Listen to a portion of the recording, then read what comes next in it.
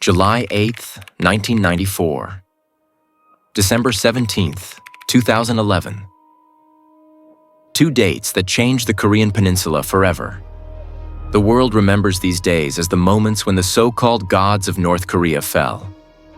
Sudden heart attacks, they said. Medical reports were released. State funerals were held. Millions wept in the streets. But look closely at the shadows behind the caskets. In the hermetically sealed kingdom of North Korea, no leader dies by accident. Death is designed. Death is timed. And death is executed. 3 generations, 1 throne, a dynasty built not on loyalty, but on patricide and fratricide.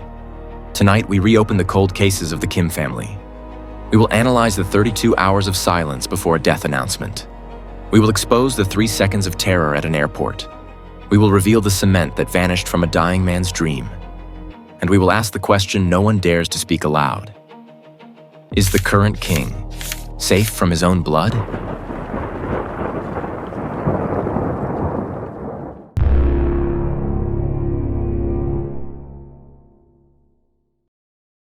Summer, 1994. The Korean peninsula was experiencing an unprecedented thaw. Former U.S. President Jimmy Carter had just visited Pyongyang. For the first time in decades, there was hope. A historic North-South summit was scheduled. Kim Il-sung was 82 years old, the founding father, the eternal president. He had ruled for nearly half a century, but now, he wanted something different. He spoke of economic cooperation, of opening doors to the South, of ending the isolation. But his son saw it differently. Kim Jong-il had been the dear leader-in-waiting for over 20 years. 2 decades in the shadows. 2 decades of patience. And now, just when the throne was finally within reach, his father wanted to make peace. To the son, peace meant one thing: the collapse of the system he would inherit.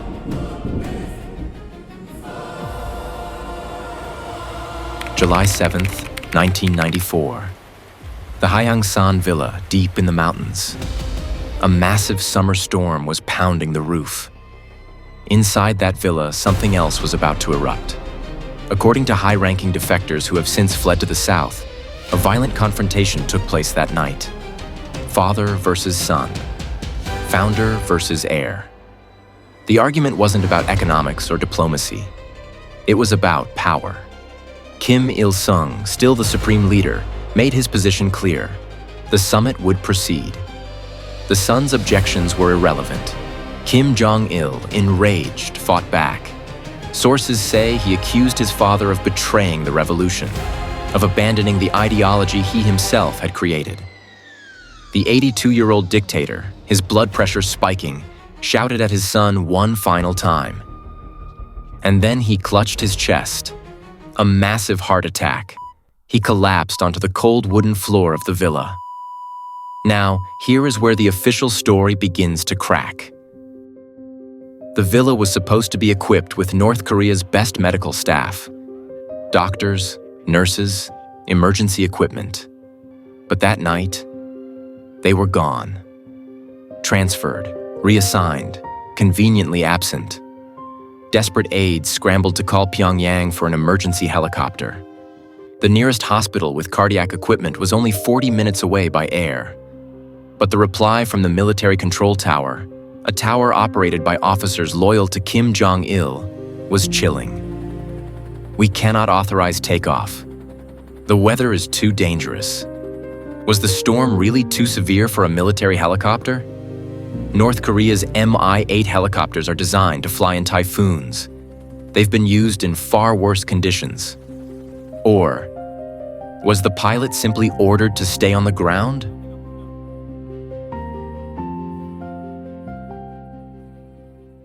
For 32 agonizing hours, Kim Il-sung lay in that villa, isolated from the world. No doctors, no medicine, no rescue. Imagine the horror. The founding father of North Korea, the man who survived Japanese colonization, the Korean War, and decades of political intrigue. Realizing, in his final hours, that his own son was letting him die.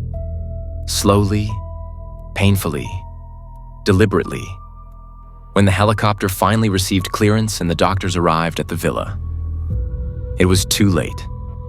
Or perhaps, they arrived exactly when they were supposed to. The son watched his father take his last breath. Kim Jong-il stood at the funeral, tears streaming down his face for the cameras.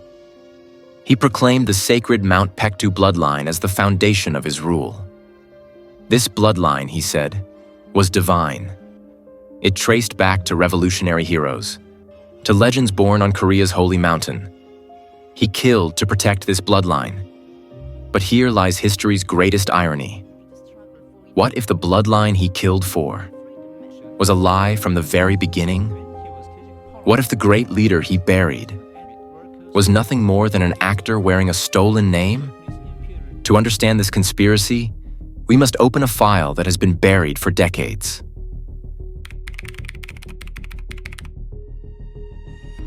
Deep in the archives of the Central Intelligence Agency, there exists a document. For years, it remained in the dark because it challenges the very foundation of North Korea. The document suggests something extraordinary. The Kim Il-sung the world knows never actually existed. The real General Kim Il-sung was a mythical guerrilla fighter, rumored to have died in battle long before 1945. He was a ghost, a legend, a name whispered in fear by the Japanese occupiers. But the man who came to power in North Korea? His real name was Kim Seong-ju, a 33-year-old captain in the Soviet Red Army. No legendary battles, no mythical status, just an ambitious officer with a useful face. Joseph Stalin needed a puppet to control the northern half of Korea. He didn't need a real hero. He needed a poster boy, someone young, charismatic, someone who could be molded. So the Soviets took Kim Seong-ju. They erased his past. They gave him a stolen identity. They fabricated his revolutionary history. They invented the legend, and this imposter stole an entire country. Kim Jong-il, Kim Jong Un, Kim Ju-ai. They are not the descendants of a legendary revolutionary hero. They are the descendants of a Soviet-made fake.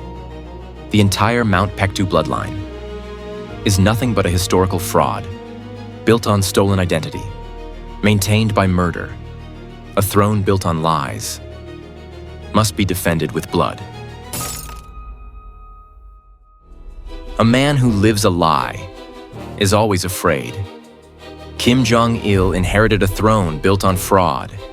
He knew better than anyone that his Paektu bloodline was fiction. As we just revealed, his father was an imposter, which meant so was he. Because his legitimacy was built on sand, he became obsessed with building something out of concrete, something massive, something undeniable. He needed a physical monument to prove he wasn't just the son of a fake hero. That monument was the Huichan power plant. It was supposed to be the tallest dam in North Korea, the brightest light for Pyongyang, the crown jewel of his reign.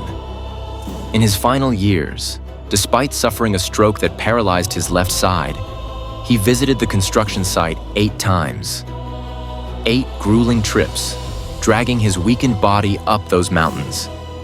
It was his last gamble, his final attempt to build something real, something that would outlast the lies.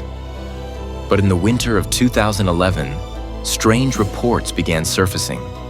The dam was growing taller, but the concrete wasn't hardening properly. Cracks appeared. Water seeped through. Engineers were baffled. There was a critical shortage of military-grade cement. Where did thousands of tons of cement, Simply disappear to? It vanished into Pyongyang's Changjiang Street. At that very moment, while his father's dream was crumbling in the mountains, the heir apparent Kim Jong Un was building luxury high-rise apartments to showcase his own power. Young, impatient, hungry. According to sources who later defected, the son gave a secret order to his construction chiefs.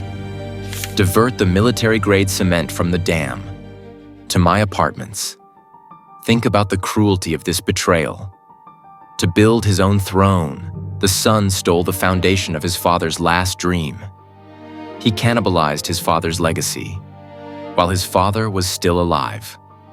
December 17, 2011. The Haiyangsan Villa, the same villa where his father died. A classified report finally landed on Kim Jong-il's desk. Comrade General Secretary, the Huichan Dam is experiencing structural failure. Water is leaking from multiple points. Investigation reveals the cement was diluted with substandard materials. The military-grade cement was diverted. Imagine that moment. The realization. The betrayal wasn't from America. It wasn't from spies or traitors. It was from the boy he chose, the son he raised, the heir he protected. The fake bloodline had created a real monster. Sources who were in the villa that night describe what happened next. The 69-year-old dictator screamed, a fit of rage that shook the walls of the villa. He called for his son. He demanded answers. But the son didn't come. His blood pressure spiked to catastrophic levels. The vessels in his brain, already weakened by the previous stroke, couldn't take it. They burst. 전체 당원들과 인민군 장병들과 인민들에게 고함. He collapsed, not on a train serving the people as the official story claims, but on the cold floor of his palace, betrayed, abandoned, killed by his own blood. They say in his final moments of consciousness, he understood. His father was right to try to make peace. The dynasty was doomed. The lies had become too heavy. But it was too late. The cement thief was already trying on the crown. Kim Jong Un became king over his father's corpse. The world watched as the young leader wept at the funeral. He looked vulnerable, inexperienced. Some even called him a child. Behind closed doors, the old generals whispered. They had served his grandfather. They had feared his father. But this boy? He was barely 28 years old, overweight, educated in Switzerland. He wore expensive watches and loved basketball. They didn't take him seriously. And that was their first mistake. Kim Jong Un understood something crucial. Fear is more powerful than respect.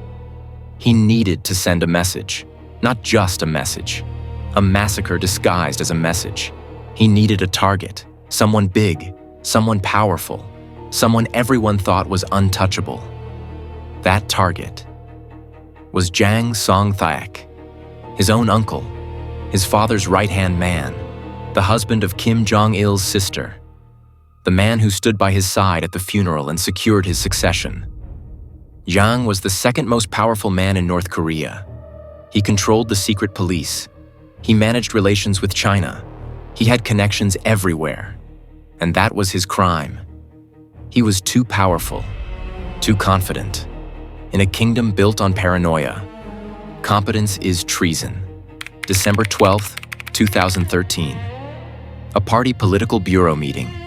Hundreds of cameras. The entire elite of North Korea watching.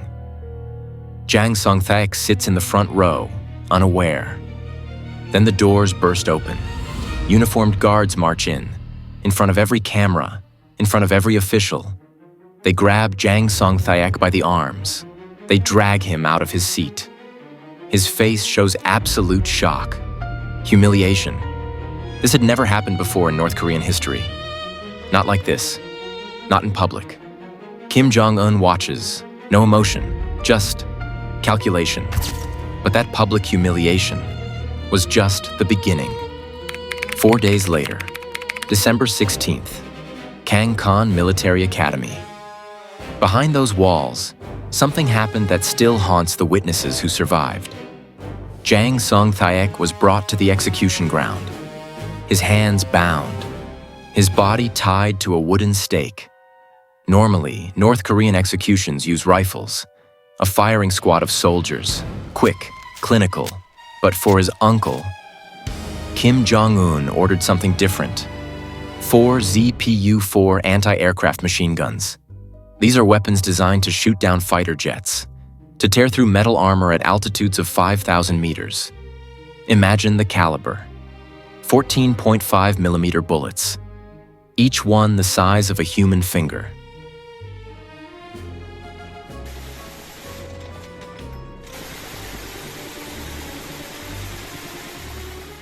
When they fire, the sound alone can rupture eardrums. The recoil shakes the ground.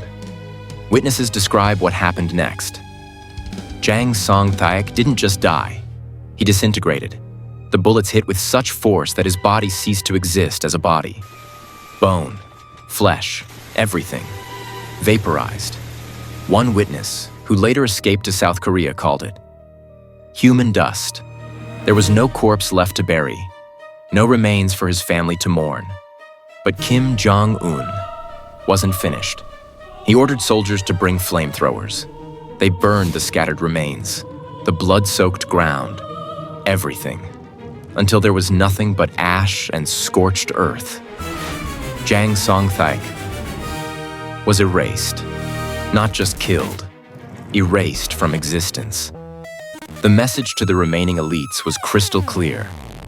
If I can do this to my own uncle, the second most powerful man in the country, imagine what I can do to you.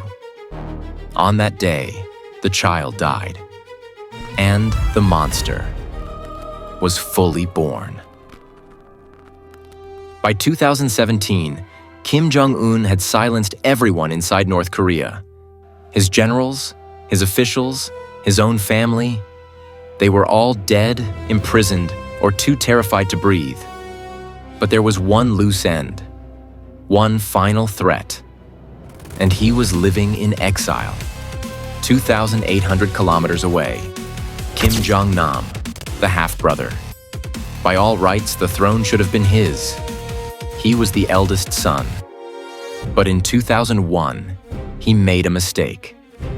He was caught trying to enter Japan on a fake passport, to visit Tokyo Disneyland with his son. The North Korean regime was humiliated.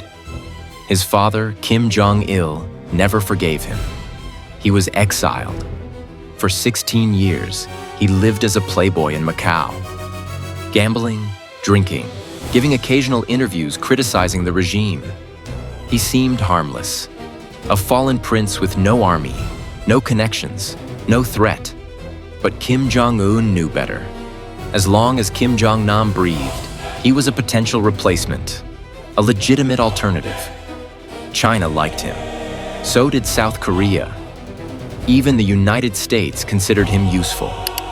In a coup, in a collapse, in any crisis, the world might turn to the eldest brother. So Kim Jong-un issued a standing order to his intelligence services. Kill him. I don't care how. I don't care where. Just kill him. February 13th, 2017. Kuala Lumpur International Airport, Malaysia. The terminal is crowded. Tourists everywhere. Kim Jong-nam arrives for a flight to Macau carrying just a backpack. He's alone. No bodyguards, no security. He feels safe here. He shouldn't. 2 women, one Vietnamese, one Indonesian. They approach from different directions. They look like tourists. Young, innocent. One is wearing a white shirt that says, LOL, laughing out loud. Watch the CCTV footage carefully. The first woman distracts him, asks him something. He turns toward her. The second woman, the one wearing LOL, grabs him from behind. Her hands shoot up to his face. She smears a liquid across his eyes and nose. 3 seconds. That's all it took. Kim Jong-nam stumbles backward. His hands go to his face. He's confused, panicked. He staggers to the airport information desk, pointing at his eyes. He's trying to speak, but can't form words properly. The substance was V to X poison, one of the deadliest chemical weapons ever created, banned by international law. It shuts down the nervous system, paralyzes the muscles, stops the lungs. The victim drowns in their own body. Airport police rush him to the medical clinic. And this is the last image of the fallen prince. Look at this photograph. The eldest son of the Kim Dynasty. The man who should have been king. Slumped in a cheap plastic chair in an airport staff room. His eyes are rolling back, foam forming at his mouth, his body convulsing. The medics try to help, but there's no antidote here. No equipment for chemical poisoning. They're helpless. 15 minutes after the attack, he loses consciousness in that chair. He's loaded into an ambulance, rushed to the hospital. He never wakes up. Kim Jong-nam dies in the ambulance.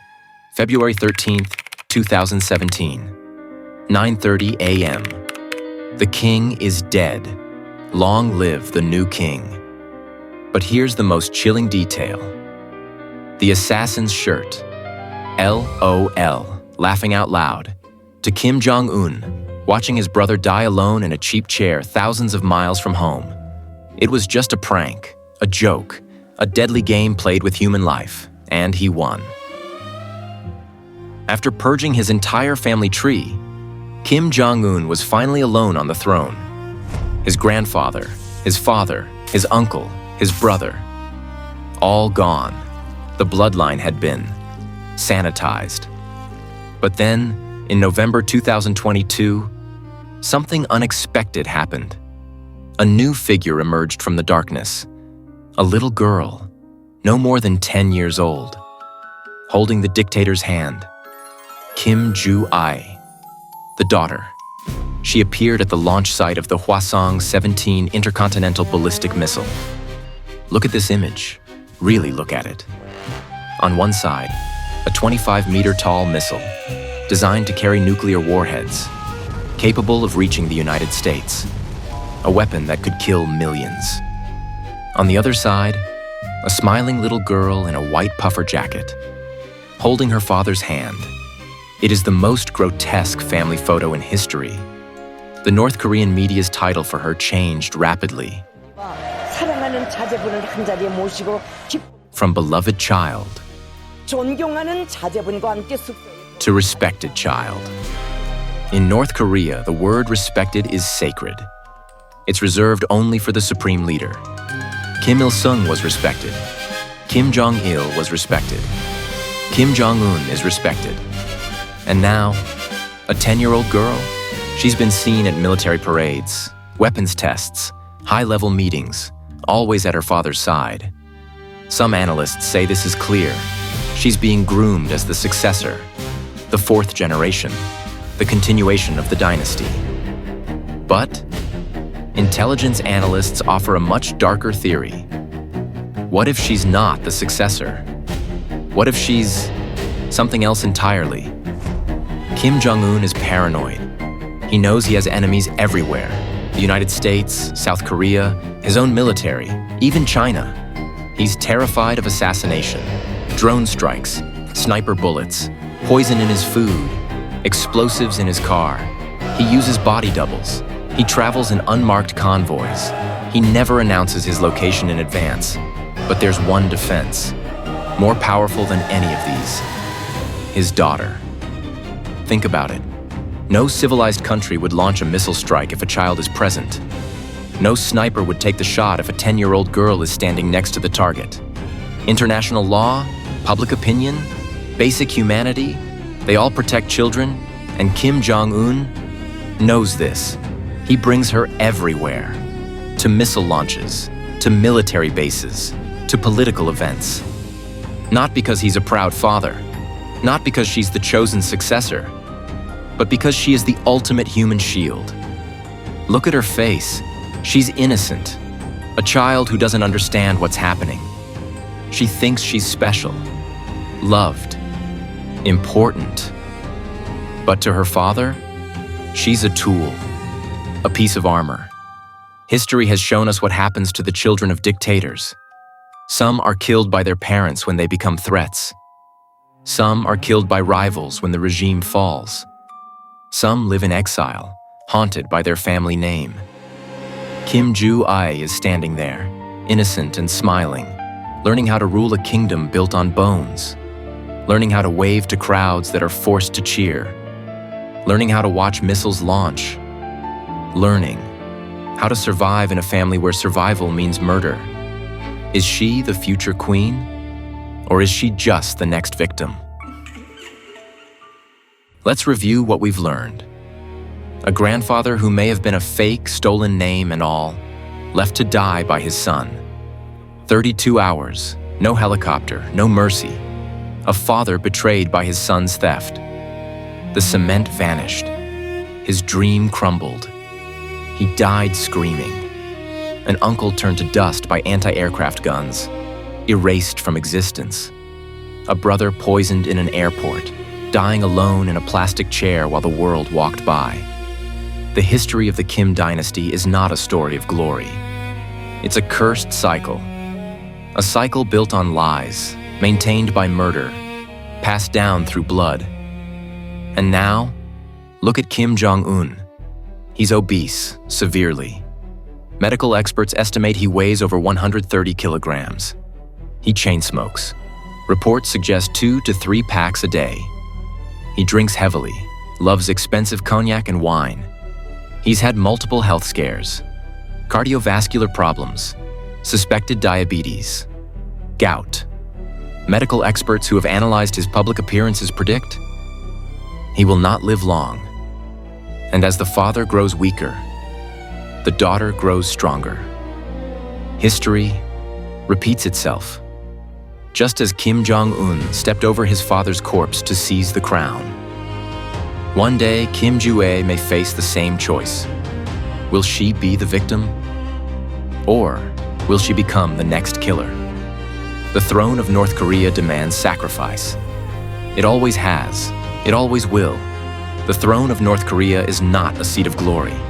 It's an electric chair that never turns off.